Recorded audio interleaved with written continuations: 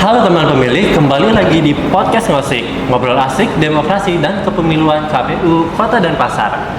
Generasi muda sering disebut sebagai agen perubahan dan penentu masa depan bangsa. Namun di tengah perkembangan teknologi, peran pemuda menjadi sangat penting. Nah, pada episode kali ini kita akan membahas suara pemuda bangkit bersama untuk demokrasi yang berkualitas. Jadi kita akan ngobrol santai tentang bagaimana generasi muda memandang demokrasi dan menghadapi tantangan zaman. Namun sebelum kita mulai, perkenalkan saya Wahyu selaku host yang akan menemani teman pemilih di rumah sepanjang podcast Ngosik hari ini.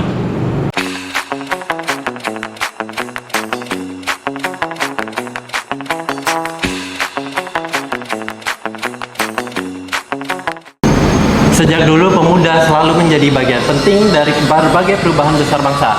Tapi di era digital seperti sekarang, seperti apa sih seharusnya peran generasi muda dalam menjaga demokrasi agar tetap sehat dan berkualitas? Untuk membahas hal tersebut, hari ini kita sudah hadiran dua narasumber kita, yaitu mahasiswa magang dari KPU Kota Denpasar yang berasal dari Fakultas Hukum Universitas Warmadewa. Selamat siang Kak Nabil, selamat siang Kak Jaya. Apa kabarnya hari ini? Baik Kak Wahyu. Baik ya. Baik Kak Wahyu. Ya, sebelum kita mulai, boleh dong ini memperkenalkan diri kepada teman-temannya, teman pemilih yang ada di rumah. Jadi perkenalkan, nama saya Iketut Nabil Saputra Sanjaya Prabita. Saya mahasiswa Fakultas Hukum Universitas Warmadewa. Perkenalkan, nama saya Gusti Murajaya Raditya. Saya Fakultas Hukum di Universitas Warmadewa yang sedang magang di KPU Kota Denpasar. Rasa-rasanya nih teman pemilih yang ada di rumah ini sudah tidak sabar mendengar pandangan dari Kak Nabil dan Kak Jaya. Kalau begitu langsung saja kita masuk ke pertanyaan yang pertama ya. Jadi seperti yang kita tahu nih bahwa Hari Kebangkitan Nasional sendiri identik dengan semangat perubahan yang dipelopori oleh kaum muda ya. Nah, menurut Kak Nabil dan Kak Jaya sendiri, bagaimana relevansi semangat tersebut dengan kondisi generasi muda Indonesia saat ini? Mungkin bisa dijawab oleh Kak Nabil terlebih dahulu. Oke, saya izin jawab dulu ya. Jadi menurut saya semangat kebangkitan nasional itu masih sangat relevan dengan kondisi generasi muda saat ini. Kalau misal dulu pemuda zaman dulu itu berjuang melawan penjajahan dan juga membangun kesadaran nasional. Tetapi sekarang generasi muda itu memiliki tantangannya tersendiri. Itu mulai dari menghadapi perkembangan teknologi, arus informasi, dan juga berbagai persoalan sosial. Nah, generasi muda saat ini itu memiliki akses yang lebih luas terhadap pendidikan dan juga informasi. Jadi semangat perubahan itu seharusnya diwujudkan dalam bentuk inovasi dan juga kepedulian sosial serta partisipasi aktif dalam kehidupan berbangsa. Nah, kalau menurut Kak Jaya sendiri nih bagaimana? Kalau menurut saya, kita bahas sejarah dikit ya. Kebangkitan Nasional itu memperingati hari lahirnya organisasi yang bernama Budi Utomo pada tanggal 20 Mei tahun 1908. Itu para pemuda distopia. Dia memperjuangkan atau berpikir bagaimana caranya memerdekakan bangsa Indonesia, bagaimana untuk menghindari penjajahan, melepaskan bangsa Indonesia dari penjajahan tanpa melakukan perlawanan fisik. Karena kita tahu sendiri, Indonesia sudah dijajah ratusan tahun dan tidak mendapatkan hasil yang memuaskan dari perlawanan fisik tersebut. Jadi para pemuda distopia ini ingin meningkatkan pendidikan para pemuda dan generasi muda agar mampu melepaskan bangsa Indonesia dari penjajahan dan mensejahterakan negara Indonesia ini. Nah, sama juga pada zaman sekarang, pendidikan pasti harus tetap ditingkatkan, dipertahankan, karena saya melihat juga generasi muda pada saat ini sudah sangat-sangat cerdas, sangat kritis, agar tidak terjadi perpecahan antara bangsa Indonesia. Karena lawan kita sekarang tidak hanya penjajah penjajah saja, tapi melawan bangsa kita sendiri yang kadang-kadang juga masih berbeda-beda golongan. Nah, jadi menarik sekali ya jawaban dari Kak Nabil dan Kak Jaya sendiri, bahwa Kak Jaya sendiri ini mengucapkan bahwa pendidikan itu harus ditingkatkan karena dengan adanya pendidikan kita ini tidak mudah terpecah belah, sehingga kita tahu nih mana yang harusnya buruk buat kita dan mana yang baik buat kita, begitu ya. Lalu kita lanjut ke pertanyaan yang selanjutnya. Jadi banyak pihak nih yang mengatakan bahwa masa depan demokrasi Indonesia berada di tangan generasi muda. Menurut kalian nih sejauh mana generasi muda saat ini menyadari tanggung jawab tersebut? Mungkin bisa dijawab oleh Kak Jaya terlebih dahulu. Baik.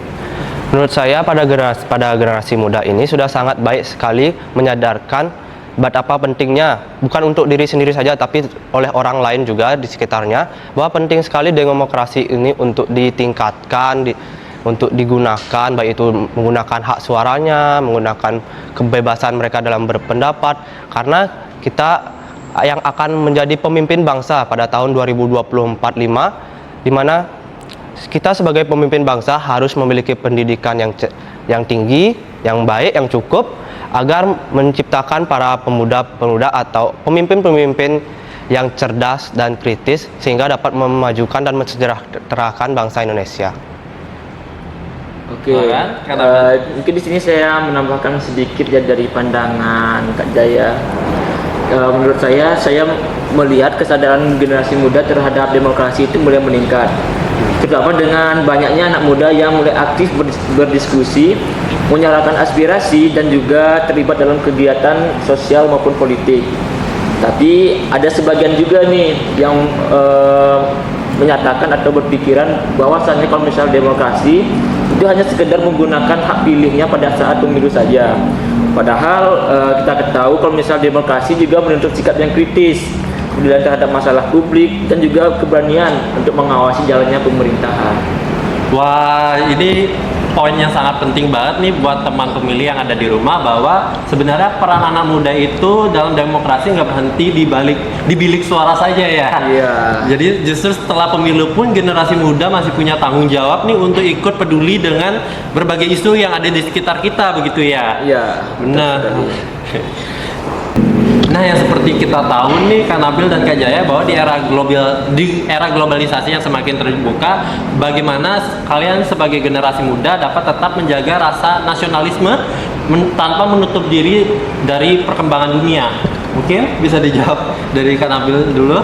Oke, jadi menurut saya nasionalisme itu bukan berarti menutup diri terhadap budaya atau perkembangan dari luar ya, tetapi generasi muda itu harus tetap terbuka pada pendidikan dan juga kemajuan dari dunia. Tetapi ini dengan syarat juga harus memiliki identitas dan juga kecintaan terhadap bangsa sendiri. Ini cukup mudah dilakukan seperti menghargai budaya Indonesia, terus menggunakan kemampuan yang dimiliki atau skill yang dimiliki buat memajukan negara, serta yang tidak kalah penting berpegang pada nilai-nilai Pancasila sebagai dasar untuk menghadapi perubahan global. Ya, mungkin Kak Jaya sendiri.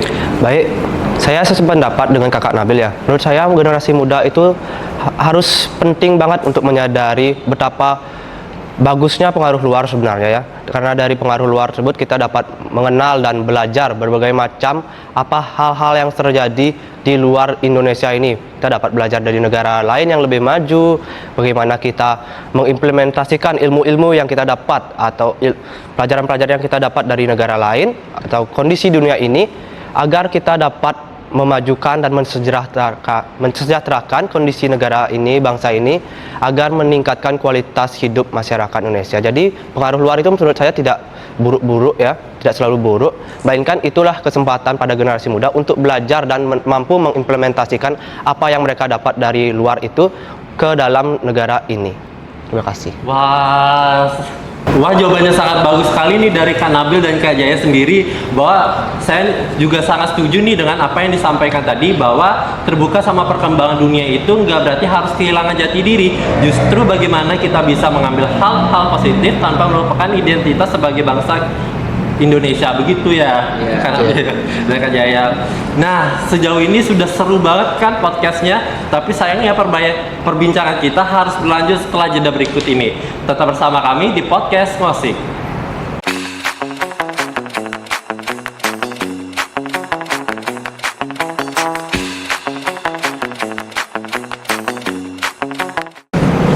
Kembali lagi di podcast Ngosik. Tadi kita sudah membahas nih tentang semangat kebangkitan nasional, lalu ada kita demokrasi dan nasionalisme generasi muda. Nah, sekarang kita akan masuk pada pembahasan yang lebih dekat dengan kehidupan kita sehari-hari.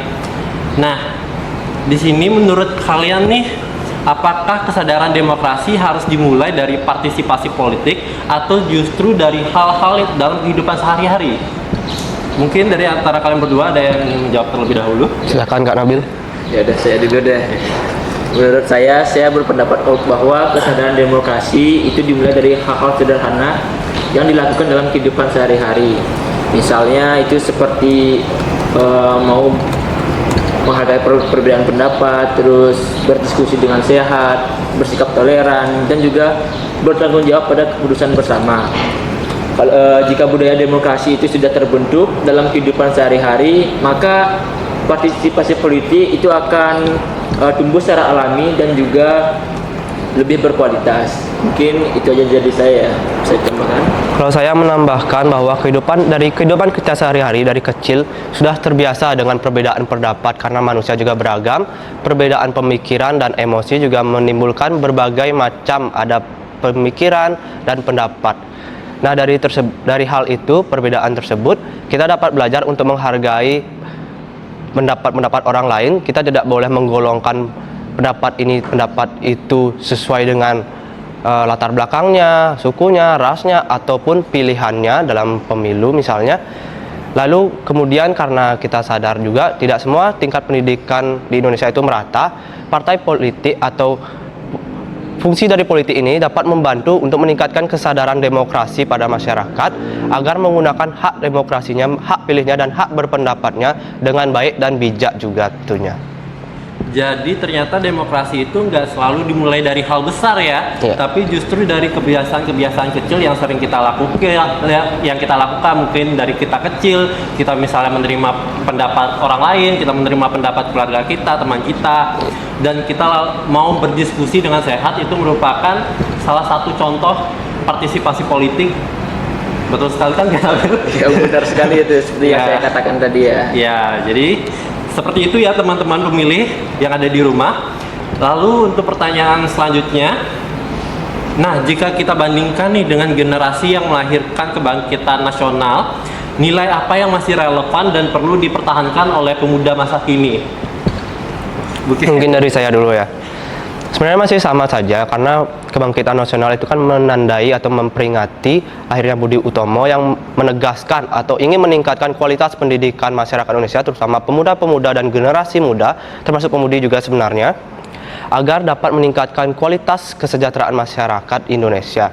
Sama juga seperti sekarang, nilai-nilai tersebut dapat diterapkan dan dapat dipertahankan bahkan ditingkatkan untuk kualitas pendidik pada masyarakat maupun generasi muda. Menurut saya tidak hanya generasi muda yang perlu ditingkatkan kualitas pendidikannya, kualitas pemikirannya, tapi juga generasi-generasi yang sudah maupun yang sudah tua atau bagaimana, tetap harus ditingkatkan kecerdasannya, baik itu di luar sekolah karena tidak mungkin juga bersekolah kalau sudah tua dan bekerja, agar menciptakan pemikiran yang cerdas, kritis dalam menggunakan hak mereka berdemokrasi. Kalau Kak Nabil sendiri bagaimana? Jadi menurut saya nilai yang paling penting dan masih sangat relevan dengan generasi muda saat ini mungkin nilai persatuan tentu aja, terus semangat belajar dan juga kepedulian terhadap bangsa sendiri. Terus para tokoh kebangkitan nasional itu sadar kalau misalnya perubahan hanya bisa dicapai melalui pendidikan dan juga kerjasama. Jadi menurut saya nilai-nilai tersebut harus tetap dipertahankan agar generasi muda saat ini itu tidak hanya berorientasi pada diri sendiri, tetapi juga peduli terhadap masyarakat dan juga negara. Wah, begitu ya. Jadi meskipun kita nih hidup di zaman yang berbeda, tapi masih banyak nih nilai dari para pemuda terdahulu yang bisa kita jalankan, dijadikan pegangan sampai sekarang gitu. Seperti yang tadi Kak Nabil jelaskan bahwa seperti nilai persatuan dan semangat belajar begitu ya. Benar sekali. Lalu untuk pertanyaan selanjutnya, bahwa di era digital yang serba cepat, bagaimana generasi muda dapat tetap menjadi kelompok yang kritis tanpa terjebak pada informasi yang menyesatkan atau provokatif? Mungkin saya dulu kali ya jawab ya. Di era digital menjadi kritis itu berarti tidak mudah gampang percaya terhadap informasi yang beredar. Jadi generasi muda itu harus membiasakan diri terhadap untuk memverifikasi informasi berdasarkan dari sumbernya langsung. Terus memeriksa suatu peristiwa dan juga tak mudah gampang berbagi atau nge-share ke orang-orang terdekat, keluarga maupun lain sebagainya. Jadi sikap kritis juga harus dibarengi dengan kemampuan berpikir yang rasional dan juga etika dalam menggunakan media sosial agar nggak gampang terprovokasi gitu. Kalau dari saya, yang saya lihat, maupun itu dari sosial media maupun dari lingkungan saya sendiri, saya melihat generasi-generasi muda, baik itu Gen Z atau Gen Alpha bahkan sekalipun, sangat-sangat sudah cerdas-cerdas sekali menurut saya ya, dan sangat-sangat kritis. Kita bisa lihat dari komentar-komentar di sosial media, walaupun sekarang banyak video-video hoax yang viral, tetapi sekarang para pengomentarnya itu banyak yang kontra juga, tidak sekedar hanya melihat jumlah like, jumlah views, tapi mereka benar-benar kritis dalam memvalidasikan data yang mereka terima, informasi yang mereka terima, apakah sudah benar ataupun tidak. Menurut saya ini sangat-sangat menunjukkan nilai kebangkitan nasional dalam bidang pendidikan yang melahirkan para generasi muda yang kritis dan cerdas dalam memilah informasi. Benar sekali. Jadi seperti yang disampaikan tadi oleh Kak Jaya sendiri, bahwa sebenarnya generasi muda saat ini tuh sudah pintar-pintar dalam memilah informasi yang mana nih yang benar, mana yang ternyata hoax gitu. Dan mereka juga tidak mudah untuk ikut terprovokasi begitu ya. Jadi sebenarnya teman-teman pemilih yang ada di rumah, bahwa kesimpulan yang saya bisa simpulkan dari pendapat mereka adalah bahwa semakin besar juga tanggung jawab kita nih sebagai generasi muda, bahwa dalam menyaring informasi kita harus melakukan cross check terlebih dahulu. Kita tidak boleh mudah langsung terpercaya, kita harus mencari sumber dari tempat yang kredibel begitu ya. Iya, benar sekali. Wah, banyak banget nih insight yang menarik banget nih dari Kak Nabil dan Kak Jaya sendiri yang sudah kita dapatkan sejauh ini, dan insight-insight yang sangat bagus buat teman-teman pemilih yang semua yang ada di rumah gitu. Tapi kita break sejenak dulu. Kita akan balik lagi setelah break berikut ini. Tetap di podcast Ngosik.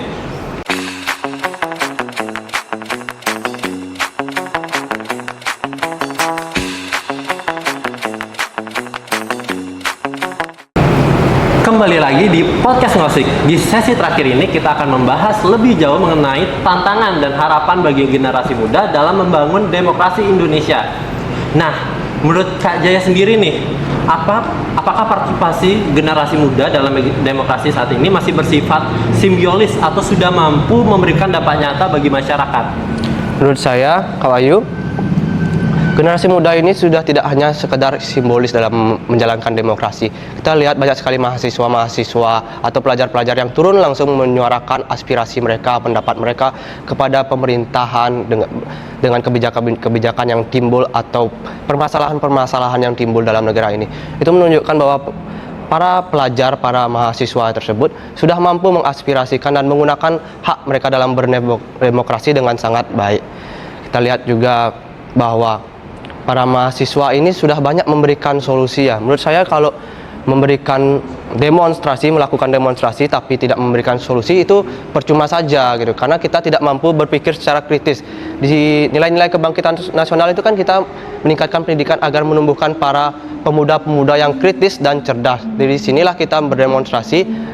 Dengan masalah yang ada dalam negara ini, kita mampu menelaah isu tersebut, permasalahan tersebut, dan kita mampu memberikan solusi, walaupun itu bukan kewenangan kita sebagai warga negara untuk memberikan solusi tersebut, tapi disitulah kita belajar untuk kritis dan berpikir cerdas, karena kita yang akan menjadi pemimpin negara di masa depan. Kalau menurut Kak Nabil sendiri ini bagaimana? Baik, di sini mungkin saya berbeda sedikit pandangan dengan Kak Gung Jaya ya. Memang saya setuju dengan Kak Gung Jaya, sudah ada banyak orang atau generasi muda yang langsung turun ke lapangan untuk memberikan suaranya, tetapi masih ada sebagian generasi muda yang hanya sebatas mengikuti tren atau menyuarakan suara mereka lewat media sosial saja. Jadi generasi muda saat ini tidak benar-benar 100% turun ke lapangan, tetapi ada juga beberapa yang menyuarakan suara mereka hanya sekedar sebagai simbolis saja. Itu saja. Kalau saya sedikit berbeda dengan Kak Nabil ya. Menurut saya mengaspirasikan pendapat melalui media sosial, berpendapat, berkomentar, walaupun hanya melalui media sosial, itu merupakan wujud dalam menerapkan nilai-nilai demokrasi dan kebebasan berpendapat. Karena demokrasi itu tidak hanya diwujudkan melalui turun ke lapangan, tetapi kita juga bisa membuat konten-konten di sosial media, baik itu konten informasi ataupun edukatif, sehingga dapat meningkatkan kesadaran masyarakat Indonesia dalam menggunakan haknya dalam berdemokrasi. Itu sih. Wah, jawabannya sangat bagus nih dari Kak Nabil dan Kak Jaya sendiri. Sebenarnya bahwa generasi muda ini bisa tentunya mengubah kepedulian yang dimiliki menjadi aksi yang benar-benar dirasakan manfaatnya oleh masyarakat. Itu sebuah harapan nih bagi semua masyarakat Indonesia bahwa generasi muda tidak hanya menyampaikan aspirasinya, tapi juga ikut memberikan manfaat yang bisa dirasakan oleh masyarakat sendiri, begitu ya. Lalu pertanyaan yang selanjutnya nih, dalam membangun Indonesia yang maju, mana yang lebih dibutuhkan dari generasi muda? Keberanian untuk bersuara atau kemampuan untuk memahami dan menyelesaikan persoalan bangsa? Mungkin bisa dijawab dari Kak Nabil terlebih dahulu. Saya dulu ya. Jadi menurut saya keduanya itu sama-sama penting karena saling melengkapi. Karena kalau misalnya cuma berani untuk bersuara tapi tidak memiliki pemahaman terhadap apa yang ingin dibicarakan, itu hanya menghasilkan kritik yang kurang solutif. Sedangkan sebaliknya, jika kita memiliki kemampuan tetapi tidak berani untuk menyampaikan gagasan nih, itu juga sama, tidak akan menghasilkan perubahan. Jadi menurut saya sebagai generasi muda, kita harus memiliki kedua-duanya ini, antara keberanian untuk berbicara dan juga kemampuan untuk memahami sesuatu. Kalau saya pastinya sependapat sekali dengan Kakak Nabil ya. Karena keberanian tanpa pemikiran yang solutif, pemikiran yang kritis dan cerdas itu juga tidak ada artinya.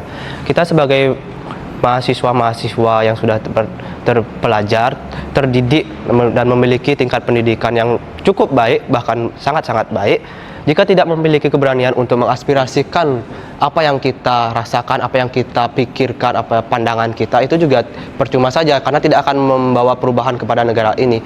Begitu juga ketika kita hanya mempunyai keberanian, kita turun ke jalan tetapi tidak mempunyai gagasan yang menarik, gagasan yang kuat untuk dapat melakukan perubahan kepada bangsa ini juga percuma kan. Jadi keduanya harus saling melengkapi sih. Jadi bukan soal memilih salah satu ya, tapi bagaimana keberanian dan kemampuan itu bisa berjalan secara beriringan supaya perubahan yang dihasilkan itu juga lebih berdampak nih ke masyarakat ya. Iya, harus punya kedua-duanya lah. Ya benar. Lalu pertanyaan yang selanjutnya nih, untuk banyak yang mengatakan bahwa tantangan generasi muda saat ini tidak lagi sama seperti generasi sebelumnya. Menurut kalian tantangan terbesar itu lebih banyak datang dari dalam diri sendiri atau lingkungan eksternal? Siapa dulu? Saya dulu deh. Yeah. Menurut saya itu kedua-duanya ya. Dari dalam diri sendiri, kesadaran masyarakat dalam berdemokrasi, dalam memilah-memilah informasi itu juga sangat kurang, Mas. Tidak semua, tapi masih rata-rata tuh masih sangat kurang karena kita tahu kebanyakan masyarakat Indonesia itu hanya ikut-ikutan saja, mengikuti tren yang seperti dikatakan Kak Nabil itu. Dan pengaruh dari luar itu juga ya sama, ujung-ujungnya mempengaruhi diri sendiri. Bagaimana kita hanya sekedar ikut-ikutan, kita lihat orang itu, jadi kita ikut-ikutan mengikuti dia. Dan sebaliknya juga orang itu juga memprovokasi atau menganjurkan kita untuk mengikuti dia juga. Jadi saling terkait sih menurut saya. Saya sependapat sama Kak Gong Jaya. Di sini saya melihat tantangan terbesar itu disediakan dari kombinasi keduanya ya, baik dari dalam diri atau internal maupun secara eksternal. Internal ini seperti misalnya rendah disiplin atau kurangnya literasi, dan juga kita memiliki kecenderungan untuk mendapatkan hasil secara instan. Dan juga secara eksternal mungkin itu seperti arus informasi yang sangat cepat karena perkembangan teknologi, dan juga persaingan global serta pengaruh negatif dari media digital itu sendiri. Jadi bukan hanya di dalam diri sendiri saja bahwa tapi tantangan terbesar itu justru juga dari luar begitu. Iya. Nah, jawabannya sangat bagus nih dari Kak Jaya dan Kak Nabil sendiri. Nah, ini mungkin pertanyaan terakhir untuk kita semua. Oke. Sebenarnya ada 60 pertanyaan sih. Waduh, itu kebanyakan itu. Cuman kita singkat saja jadi 10 pertanyaan begitu ya. Iya. Iya. Nah, pertanyaan terakhir nih, jika diberi kesempatan untuk menyampaikan satu gagasan kepada seluruh pemuda Indonesia, gagasan apa sih yang menurut kalian paling penting untuk membangun masa depan demokrasi yang lebih baik? Mungkin bisa dimulai dari Kak Jaya sendiri. Mungkin dari saya, pendapat saya, gagasan yang utama itu merupakan gimana kita, para generasi muda, khususnya para pemuda, berani menggunakan haknya, pendapat mereka secara umum, tapi diiringi dengan pemikiran yang kritis dan cerdas agar memberikan hasil-hasil yang solutif kepada negara ini, tidak hanya sekadar koar-koar di jalan, koar-koar di sosial media, tapi juga mampu membantu masyarakat dan negara ini menjadi lebih baik. Benar sekali. Jadi menurut Kak Nabil sendiri bagaimana?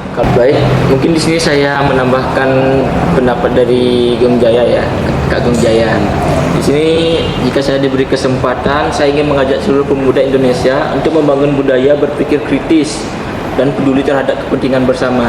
Karena demokrasi itu tak cuma membutuhkan pemilih yang banyak, tetapi juga warga negara yang cerdas, berintegritas, dan juga tidak terpecah belah karena perbedaan pendapat. Benar sekali sama yang dikatakan oleh Kak Nabil, kualitas para pemuda, pemikiran yang lebih baik, yang cerdas dan kritis itu lebih penting daripada kuantitas jumlah pemuda yang isinya kosong saja. Ya. Wah, keren-keren sekali nih jawaban-jawaban dari Kak Nabil dan Kak Jaya. Dan pesan yang bisa disampaikan oleh teman pemilih yang ada di rumah bahwa semoga ini bisa juga menjadi pengingat nih bagi bahwa masa depan demokrasi tidak hanya ditentukan oleh siapa yang berbicara paling keras, tetapi juga ditentukan oleh siapa yang mau ikut berkontribusi ya dan membawa perubahan yang positif kepada masyarakat tentunya. Ya. Benar sekali Kak Nabil. Benar sekali itu. Wah, nggak terasa ya teman pemilih, kita sudah sampai di penghujung perbincangan hari ini. Dan dari perbincangan hari ini kita bisa melihat bahwa peran generasi muda dalam demokrasi tidak hanya sebatas menyampaikan pendapat, tetapi juga bagaimana kita mampu berpikir kritis dalam menghadapi berbagai informasi. Nah, semangat kebangkitan yang diwariskan oleh para pemuda terdahulu juga tetap relevan hingga saat ini, karena pada akhirnya demokrasi yang berkualitas membutuhkan generasi muda yang peduli, berintegritas, dan siap berkontribusi bagi bangsa. Nah, sebelum kita tutup podcast hari ini, saya ingin meminta closing statement dari Kak Nabil dan Kak Jaya. Mungkin bisa dimulai dari Kak Nabil dulu. Oke, closing statement dari saya sebagai mahasiswa, saya percaya bahwa semangat kebangkitan nasional itu bukan hanya bagian dari sejarah, tetapi juga tanggung jawab ini bagi generasi muda yang harus dilanjutkan. Tantangan zaman itu memang berubah, tetapi nilai yang harus diperjuangkan atau dibawa itu seperti nilai persatuan, semangat belajar, dan juga kepedulian terhadap bangsa itu harus tetap dipertahankan. Kalau dari saya, singkat saja ya, tingkatkan kualitas pendidikan dan jangan takut untuk menyuarakan suara kalian. Merdeka! Merdeka. Wah, terima kasih banyak ya Kak Nabil dan Kak Jaya atas perspektif yang sudah dibagikan hari ini. Semoga obrolan kita kali ini bisa menjadi inspirasi bagi teman pemilih semua yang ada di rumah untuk terus kritis dan berkontribusi dalam membangun demokrasi yang lebih baik. Oke teman pemilih, itu tadi perbincangan kita dari podcast Ngosik hari ini dengan tema Suara Pemuda Bangkit Bersama untuk Demokrasi yang lebih berkualitas. Jangan lupa untuk terus mengikuti podcast Ngosik dan berbagai informasi kepemiluan lainnya melalui media sosial serta website resmi KPU Kota Denpasar. Saya Wahyu pamit undur diri, sampai jumpa di episode Ngosik berikutnya. Mulati Denpasar Santi. Terima kasih Kak Jaya, terima kasih Kak Nabil. Terima kasih.